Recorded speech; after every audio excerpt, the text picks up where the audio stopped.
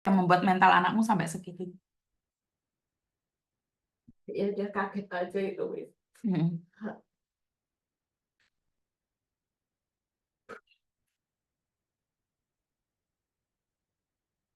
Anakmu ada di Jepang kan? Ya, Wis. Masih baru lagi di Jepang. Dengar ibunya di penjara. Apa yang dikatakan anakmu? Nak? Itu sempat kirim surat kan ke penjara juga, katanya saya nggak pernah nyesel Punya ibu kamu. lahir dari Kamu. mama. Saya tidak pernah menyesal lahir dari rahim mama. Itu yang membuat kamu kuat waktu di penjara. Iya, Wis. Jadi itu alasan kamu kenapa kamu bertahan di penjara. Oke. Katanya mama nggak mungkin ngelakuin itu semua, mama orang terbaik buat saya katanya. Nah, terus? Jadi anakmu nggak nyalahin kamu sama sekali. Enggak, dia juga yakin kalau mama nggak ngelakuin ini semua katanya.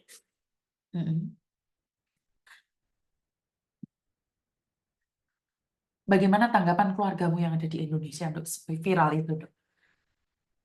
Dia sempat shock juga lah, orang tuaku juga ya sempat nangis juga. Saudara, teman-teman juga. Waktu itu kan aku sebulan nggak ada kabar. Iya. Terus ada kabar itu waktu aku ngirim surat sama temanku itu nyari tahu saya. Terus teman saya datang ke Thailand itu, baru saya bisa komunikasi dengan keluarga. Komunikasi. Ya.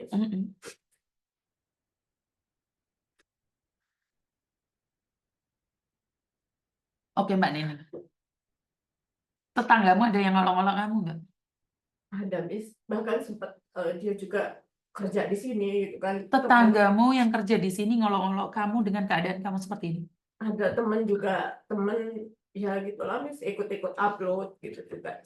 Nge-share video-video kamu? Ya. Aku juga cukup tahu aja siapa orangnya gitu. Tapi orang sama-sama di sini cari rezeki, cari suap nasi. Belum tahu cerita ya sebenarnya gitu. Saya cukup tahu aja gitu siapa-siapanya. Tapi ada nggak apa-apa, Miss. Menjadi cerita dan kamu tahu siapa sih sebenarnya mereka? Iya, dari masalah ini saya tahu mana teman, mana yang cuma sekedar teman. Diambil hikmahnya aja. Diambil hikmahnya saja. Belum tentu saya mampu seperti kamu, Mbak.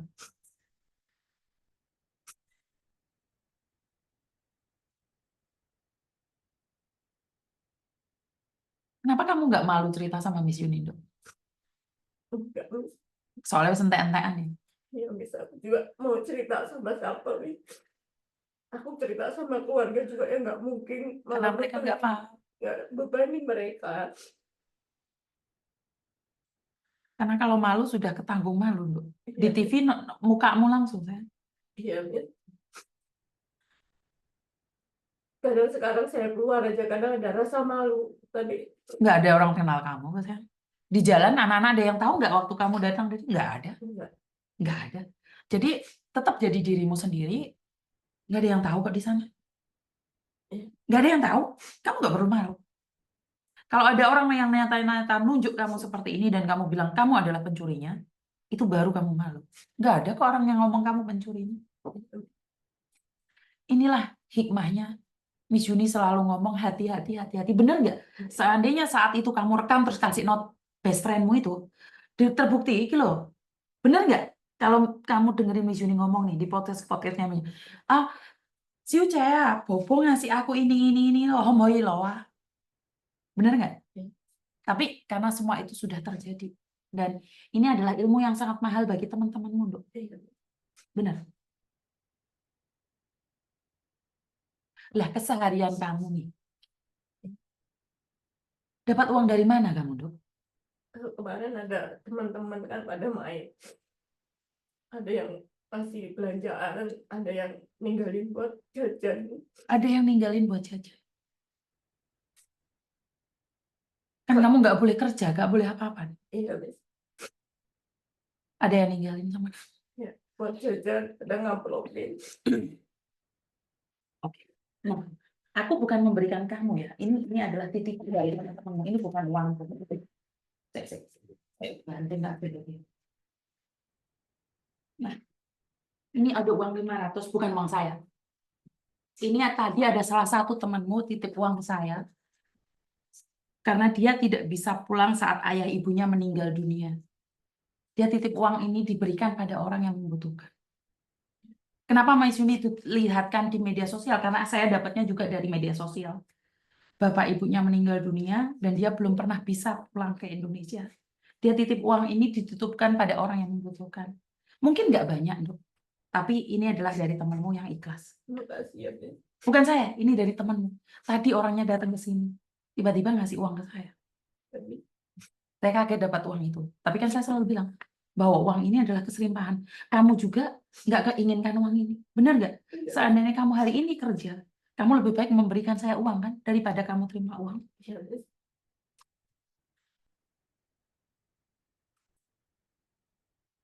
Uang ini tidak seberapa dengan penderitaanmu. Tidak sebanding dengan waktu kamu ada di penjara. Ini adalah uang titipan dari temanmu.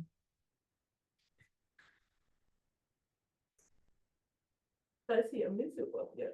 Terima kasih sama aku, Dok. Aku yang makasih, aku yang harus berterima kasih.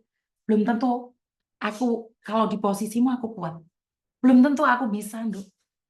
Belum tentu aku bisa. Saya merasa bangga saya diizinkan kenal sama kamu.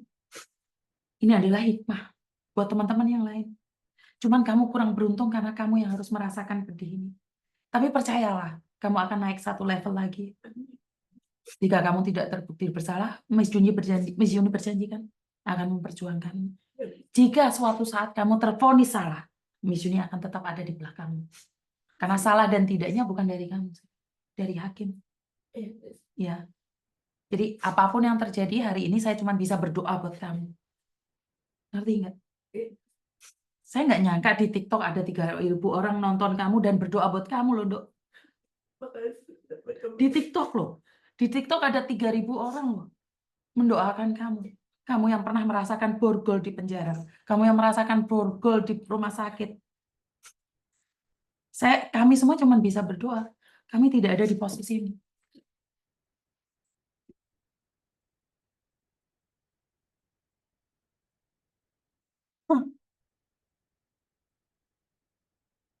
Itulah teman-teman, kalau kalian titip uang ke saya gunanya, ya mungkin nggak banyak ya, tapi setidak-tidaknya ya buat perjalanan dia. Dan kita lihat saya butuh dukungan dari kalian semua.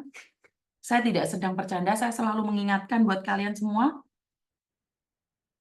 Yang berjuang mati-matian pun belum tentu bisa dan sanggup melaluinya. Buat kalian yang masih ada di Indonesia, dengarkan cerita-cerita ini. Belum tentu kamu bisa melaluinya. Sabarlah engkau di sana, kuatkanlah. Dan uang yang kalian titipkan pada saya, bantu saya doa agar amanah tidak meleset pada tujuan. Jadi mungkin kalian, buat apa sih uang dititipkan ke Yuni? Nggak ada masalah. Tapi saya nggak berharap bahwa kalianlah orang yang akan menerima uang dari saya. Begitu juga dengan Mbak Neneng. Mbak Neneng nggak ngarepin uang ini, Rek. Dia nggak suka dapat uang. $50 pun dia nggak mau dari saya. Lebih baik dia ngasih. Karena kalau dia hari ini kerja, kalau dia hari ini dia memiliki pekerjaan, nggak mungkin dia datang ke sini. Dia tidak akan mungkin meminta belas kasihan, walaupun hanya dibalas suratnya oleh KJRI. Dia nggak ngarepin. Jadi buat teman-teman, bantu doa. Dan buat Mbak Neneng, ingatkan saya, tanggal 2, biar saya nggak jegekan, lupaan ya. Telepon saya tahu kamu SMS saya tadi, saya minta maaf. Dan buat yang nyawer, saya ucapkan banyak-banyak terima kasih, karena yang kalian berikan pada saya, seperti janji saya akan berikan pada orang yang membutuhkan. Jadi, setengah jam lebih, 1 jam lebih ya Mbak Neneng ya. Air matamu kering loh Mbak. Mukamu. Untung ada cerminnya Mbak. Tapi di sini kan nggak bisa ngeliat kalian. Jadi pas guyu Mbak Neneng. Udah nyantai aja. Udah jangan